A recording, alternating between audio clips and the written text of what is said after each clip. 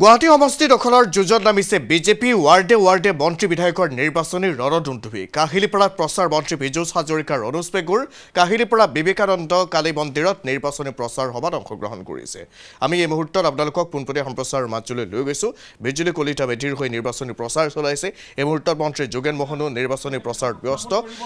গুৱাহাটী লোকসভা সমষ্টিৰ বিজেপিৰ প্ৰাৰ্থী বিজুলী কলিতা মেধিৰ হৈ নিৰ্বাচনী প্ৰচাৰ নামি পৰিছে কেইবাগৰাকীও মন্ত্ৰী আজি অসমক বা উত্তৰ পূৰ্বাঞ্চলক যিমান ভাল পায় কোনো পূৰ্বতে কেন্দ্ৰীয় চৰকাৰে ভাল পোৱা নাছিল এই কথা আপোনালোকে নিশ্চয় জানে কেন্দ্ৰীয় চৰকাৰৰ প্ৰতি 15 দিনৰ মূৰে একোজনকৈ মন্ত্ৰী আহে মেণ্ডেটৰী কৰি দিলে কেন্দ্ৰীয় চৰকাৰে 15 দিনৰ মূৰে এজন মন্ত্ৰী যাবই লাগিব অসমলৈ উত্তৰ পূৰ্বাঞ্চল ভ্ৰমণ কৰিবই লাগিব আৰু তাত কি সমস্যা আছে এইবিলাক বুটলি আনি দিল্লীত সমস্যাবিলাকৰ প্ৰতিবেদন দাখিল কৰিব লাগিব ঠিক তেনেধৰণে এখন চৰকাৰ চলি আছে আমি বছৰ ধৰি কেন্দ্ৰীয় চৰকাৰৰ মন্ত্ৰী আগত পোৱা নাছিলোঁ এতিয়া 15 দিনৰ মূৰে আপুনি ডিব্ৰুগড়তে হওক আজি অৰুণাচলতে হওক গুৱাহাটীতে হওক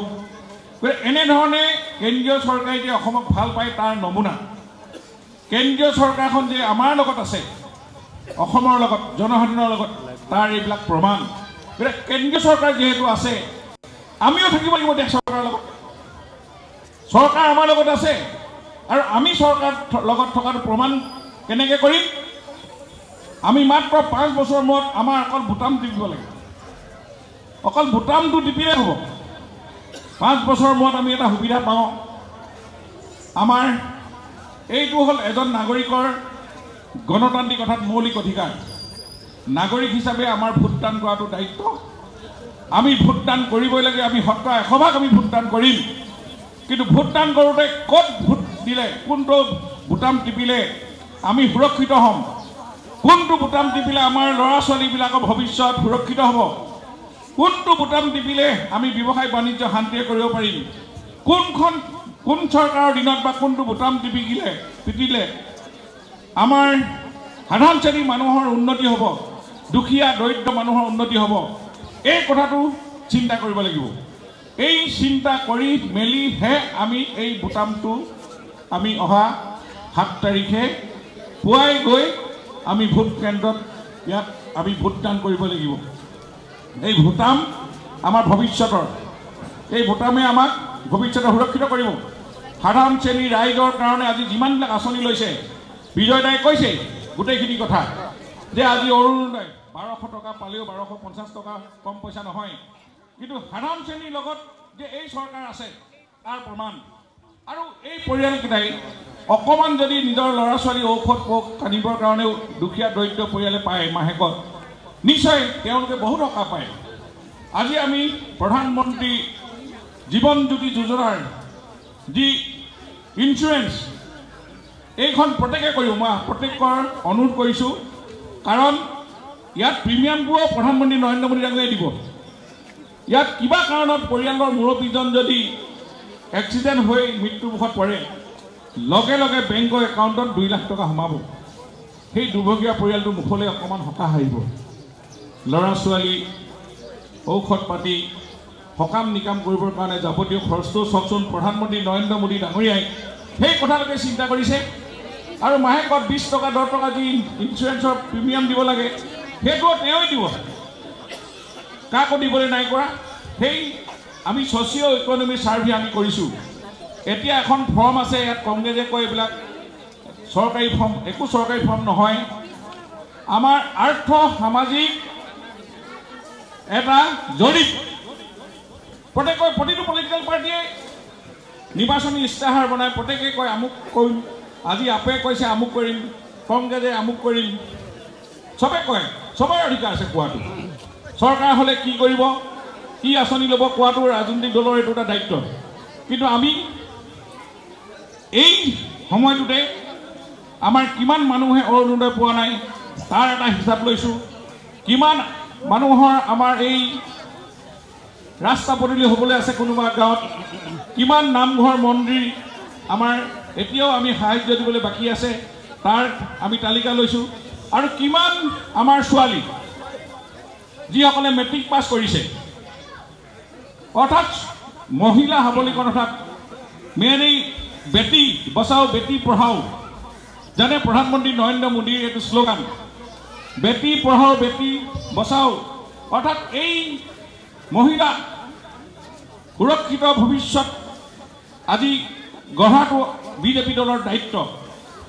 এই ছোৱালীসকলৰ পঢ়াৰ দায়িত্ব চৰকাৰে লৈছে মেট্ৰিক পাছ কৰিলে 10,000 হাই ছেকেণ্ডেৰী পাছ কৰিলে 12,500 আৰু ডিগ্ৰী পাছ কৰিলে 25,000 টকা প্ৰতি বছৰে পাই থাকিব এইটো চৰকাৰৰ ঘোষণা আৰু ইয়াক আমি নিৰ্বাচনৰ পাছতে আমি কাৰ্যকৰী কৰিম গতিকেলৈ এইবিলাক সাধাৰণ শ্ৰেণীৰ নাগৰিকে পাবলগীয়া এইবিলাক তেওঁলোকৰ প্ৰাপ্য এইখিনি দিবৰ কাৰণে আজিলৈকে কোনো কংগ্ৰেছ চৰকাৰে চিন্তা কৰা নাছিল গতিকে এই চৰকাৰ আৰু বিজেপিৰ পাৰ্থক্যবিলাক নিশ্চয় আপোনালোকে বুজিছে পাৰ্থক্য সাধাৰণ শ্ৰেণীৰ ৰাইজ দুখীয়া দৰিদ্ৰ মধ্যবিত্ত শ্ৰেণীৰ ৰাইজ সুৰক্ষিত হ'ব লাগিব এইখন গণতান্ত্ৰিক দেশত সকলোৱে শান্তিৰে থাকিব লাগিব সম বিকাশ হ'ব লাগিব সম উন্নয়ন হ'ব লাগিব আৰু মহিলা সবলীকৰণৰ জৰিয়তে মহিলাসকলৰ শক্তি দেশৰ শক্তি আৰু এই মহিলাসকলক আমি এতিয়া উদ্যমিতা আঁচনিত তেওঁলোকে অকল 10,000 টকাই নহয় পৰৱৰ্তী সময়ত তেখেতসকলক 25,000 পৰা 50,000 কৈ 1 লাখলৈকে দিয়াৰ চৰকাৰে ঘোষণা কৰিছে টকা পইচা যেতিয়া আপোনালোকে হাতলৈ আহিব আপোনালোকে এইটো সৎ ব্যৱহাৰ কৰিব একাউণ্টত আপোনালোকৰ 1 লাখ টকা নোহোৱালৈকে আমাৰ চৰকাৰে আপোনালোকৰ পিছত এৰি নিদিয়ে এই হ'ল এই চৰকাৰৰ প্ৰতিশ্ৰুতি আৰু এতিয়ালৈকে বিজেপি চৰকাৰে দিয়া প্ৰতিশ্ৰুতি আখৰে আখৰে পালন হৈছে আমি 21 চনত দিয়া প্ৰতিশ্ৰুতি আমি আখৰে আখৰে পালন কৰিছোঁ আমাৰ মুখ্যমন্ত্ৰী ডক্টৰ হিমন্ত বিশ্ব শৰ্মা ডাঙৰীয়াই যেনেধৰণে কথা কৈছে তেনেধৰণে কাম কৰিছে দিন ৰাত একাকাৰ কৰি কেৱল মাত্ৰ ৰাজ্যখনৰ প্ৰগতি আৰু উন্নয়নৰ কাৰণে কাম কৰি আছে কেৱল মাত্ৰ সকলো জাতি জনগোষ্ঠীক সন্মান কৰি আছে কেৱল মাত্ৰ উন্নয়ন আৰু এই উন্নয়নৰ ঢল বোৱাইছে আপোনালোকে জানে আপোনালোকে আজি এই 16 চনৰ আগৰ গুৱাহাটী আৰু পাছৰ গুৱাহাটীখন এবাৰ যদি আপোনালোকে চাই আপোনালোকে তাতেই প্ৰমাণ পাব গতিকে এই কথাবিলাকে আমি আপোনালোকৰ আগত এই কথাখিনি আপোনালোকক স্পষ্টভাৱে আৰু হৃদয়তে কৈছোঁ যে আজি এখন আমাৰ দেশ স্বাধীনতা হোৱাৰ পাছৰ পৰা আমি যেনেধৰণে গণতান্ত্ৰিক দেশ এখনত নাগৰিকসকলে সা সুবিধা পাব লাগিছিল কংগ্ৰেছে 60 বছৰ শাসন কৰিলে মাত্ৰ তেওঁলোকে ভুৱা প্ৰতিশ্ৰুতি আঁঠুৱা কম্বল সূতাৰে ৰাজনীতি আৰু এতিয়া আঁঠুৱা কম্বল সূতাকে নহয় তেওঁলোকৰ জীৱনটো চলাবৰ কাৰণে যিখিনি প্ৰয়োজন সেইখিনি এখন চৰকাৰে দিছে নহয় ৰাইজ পাইছেতো এতিয়া আমাৰ কথা হ'ল যিখিনি থাকিলে সেইখিনি 100% গ্যাৰান্টি আৰু আপোনালোকক এই মুহূৰ্তত পোনপটীয়া সম্প্ৰচাৰ দেখুৱাইছোঁ আঠগাঁৱৰ পৰা যিহেতু মন্ত্ৰী যোগেন মোহনে নিৰ্বাচনী প্ৰচাৰ চলাই আছে মন্ত্ৰীগৰাকীয়ে বিজুলী কলিতা মেধিৰ হৈ নিৰ্বাচনী প্ৰচাৰত ব্যস্ত হৈছে ইফালে মন্ত্ৰী বিমল বৰায়ো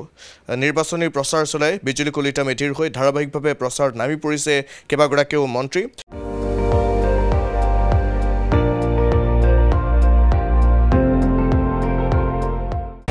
আপুনি চাই আছে ND24 সৰ্বশ্ৰেষ্ঠ নহয় সৰ্বোত্তমৰ দৌৰ